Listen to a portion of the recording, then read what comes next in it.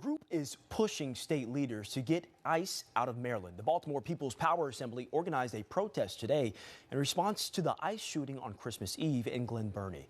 2 people were hurt in that incident, and ICE maintains officers acted in self-defense. Dennis Valera is live at that protest downtown, right near the crowd. Dennis, this is really a call for change after last week's incident. What are you seeing from the protesters there? Hey, Brian, you can see the group is a little bigger than when we first checked in with you around 4:30. They were chanting just a second ago saying ICE out of Baltimore, ICE out of Maryland. And, you know, they're really hoping that this protest puts some pressure on Governor Moore and other state lawmakers to act. Protesters came right to where ICE's Baltimore field office is, demanding the agency to leave. All they had on the people that they were after is that they were suspected of being illegal immigrants.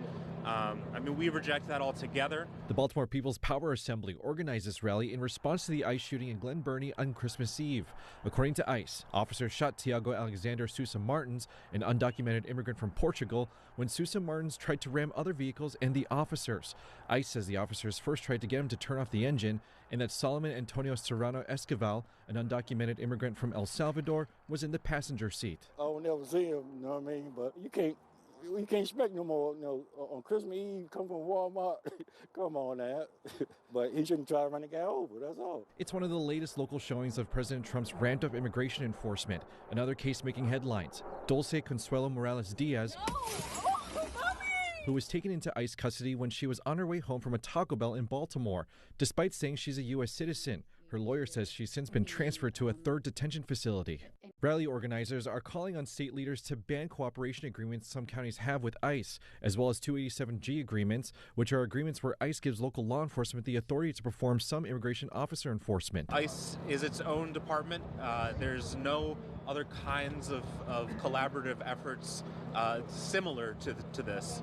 And again, all it does is puts community in danger.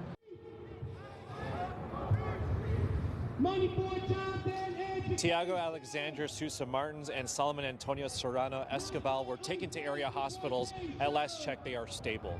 Reporting live on your corner downtown, I'm Dennis Valera for WJZ. All right, Dennis, thank you. We hear that.